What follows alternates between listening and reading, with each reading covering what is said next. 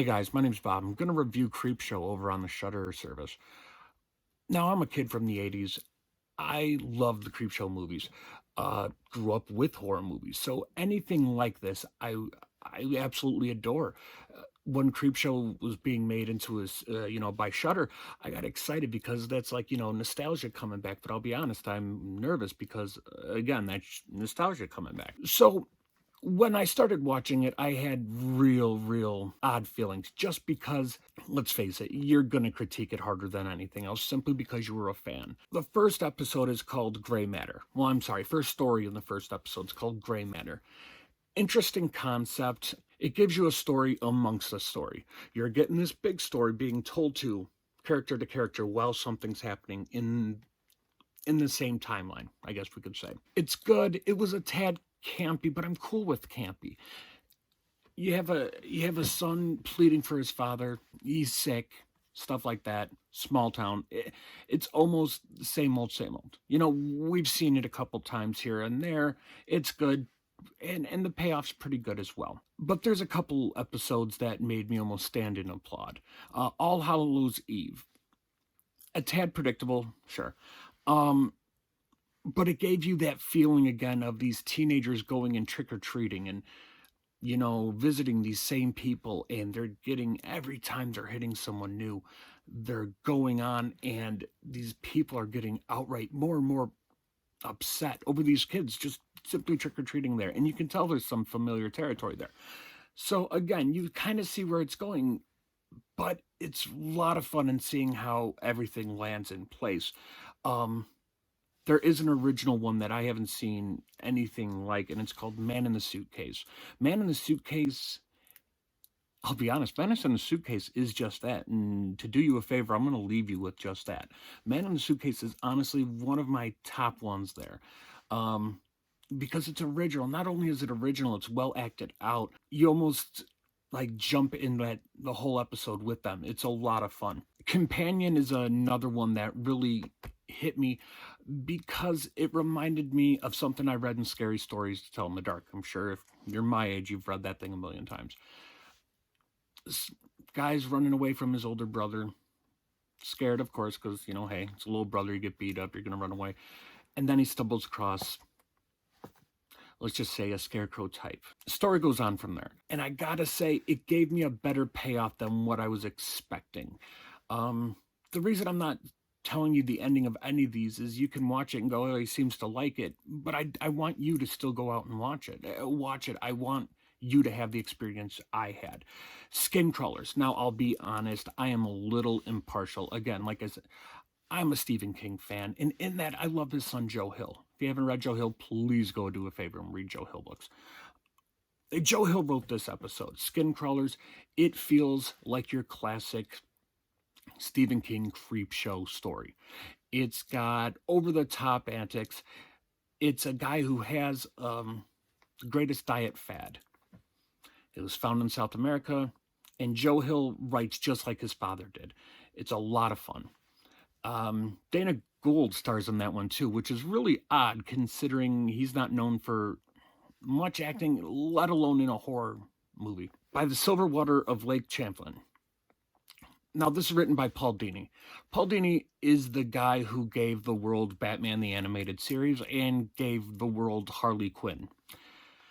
In that he gives us a story of a Loch Ness Monster type that could or might not be in this lake of a small town, and a girl's father went looking for it and didn't come back. So the stepfather's there, he's a drunk. This is what happens, But they want to prove, the girl wants to prove everyone wrong that her father wasn't insane. So she's on a mission to tell people about this and how this is real. And again, I really enjoyed it because, yeah, we could kind of play with it, but, it still had an element of surprise, which, let's be honest, if you can get anything on an element of surprise, and now, nowadays, especially to horror fans, it's hard to get us surprised or shocked or even taken back. Speaking of taken back, let's talk about the episodes that were just terrible. And there's only two I'm going to go on. And I hate to say it because someone wrote them. Not only did someone write them, someone acted in them. And it's nothing against that. It's just in comparison. There's one monkey, the Night of the Paw. Again, this is something we've seen 1,000,001 times. There's a monkey paw that grants wishes, and every time the wish goes, the finger goes down. We've seen this. The Simpsons have even parodied it. So there was nothing new there. You were almost doing this to the screen going, all right, just get the end over because there's another story coming. Another one is Bad Wolf Down, Werewolf and Nazis. Like, cool concept, sure, but at the same time, I feel like this has been done from video games to B movies. Like, people have focused on Nazis and zombies and werewolves, and so this felt really forced. It felt like something that, honestly, it felt like someone just sat down and went, well, I gotta write something. People don't like Nazis, and people like werewolves, and werewolves, slash up things pretty good, and people would like to see Nazis slashed up pretty good. And that's what happens.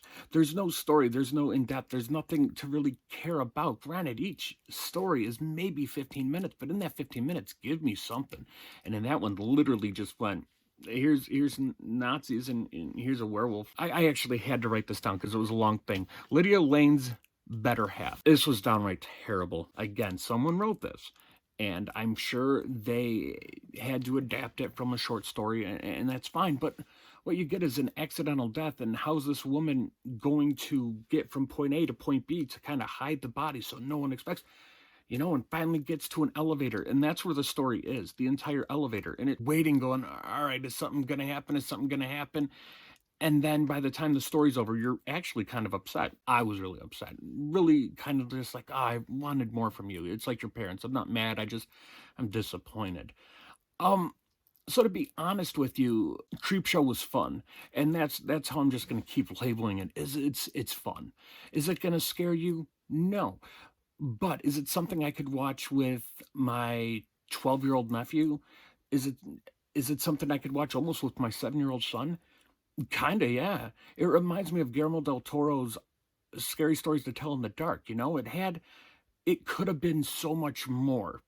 But that being said, you can tell there's some momentum picking up. So my hopes is that in season 2, we're going to get more in-depth story. We're going to get different stories. I can appreciate, like I said, I can appreciate these old stories. The monkey paw, I can appreciate it because where the origin is and how we've all seen it.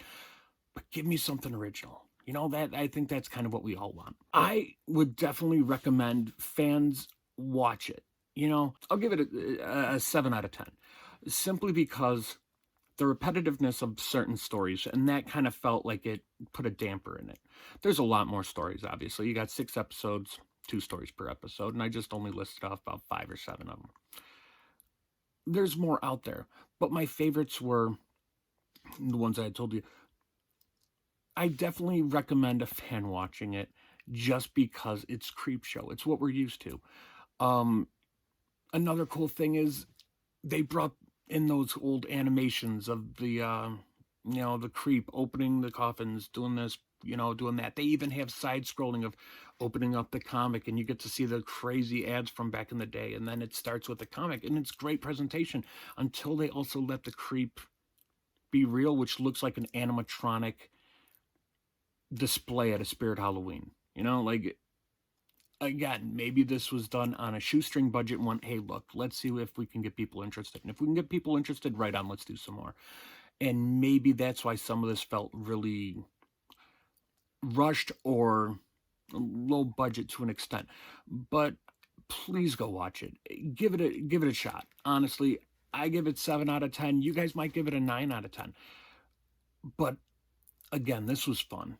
So here's hoping season 2 gets a little more fun and we get to see some more interesting stories from some well-accomplished authors. Apparently, they're already down for it. Hopefully they can bring us some new information, maybe some things that we've never thought of. So, like I said, 7 out of 10. You guys have a good day.